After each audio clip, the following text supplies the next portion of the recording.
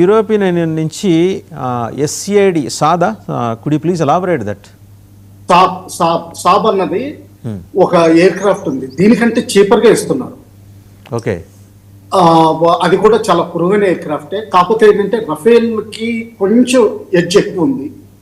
అంతకుముందు కూడా కన్సిడర్ అవడం జరిగింది. అయితే మనకి ఎక్కువ విమానాలు కావాల్సి ఉంది కాబట్టి మన ఎల్ఐసి డిలే అవడం వల్ల వాళ్ళు మొత్తం టెక్నాలజీ ట్రాన్స్ఫర్ తోటి అది కూడా ఆఫర్ ఇస్తున్నారు. అది ఫ్యూచర్ లో ఏమాత్రం చూస్తారు, లేకపోతే Russian Su-57 port development and production చూస్తారా, ఏది అన్నది మనం అంచనా వేయాల్సి ఉంటుంది. చెప్పండి. రైట్, మనతో పాటు scientist, NASA scientist Chandu Sambasivarao గారు కూడా జాయిన్ అయ్యారు. వారి దగ్గరికి వెళ్ళే ముందు ఒకసారి కల్నల్ పరమేశ్వర్ గారు, సో మొత్తానికి ఏంటంటే 114 delivery as rightly said by colonel Veerao గారు, ఇంకా మనకి 400 విమానాలు కావాలి.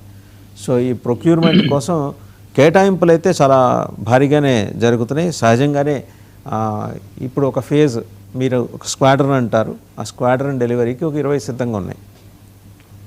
మిగిలినవి ఇప్పుడు కల్నల్ రావు గారు చెప్పారు, సాబ్ are European union with technology transfer చేస్తున్నాం. కొంత అంటే రాఫెల్తో పోటీ పడేంత కాదు, కానీ ఒక మెట్టు తక్కువేమో.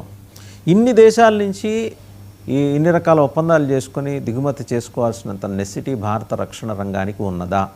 ఇది క్రిటిక్స్ నుంచి వచ్చే ప్రశ్న అండి, నాది కాదు. నేనైతే సపోర్ట్ చేస్తాను.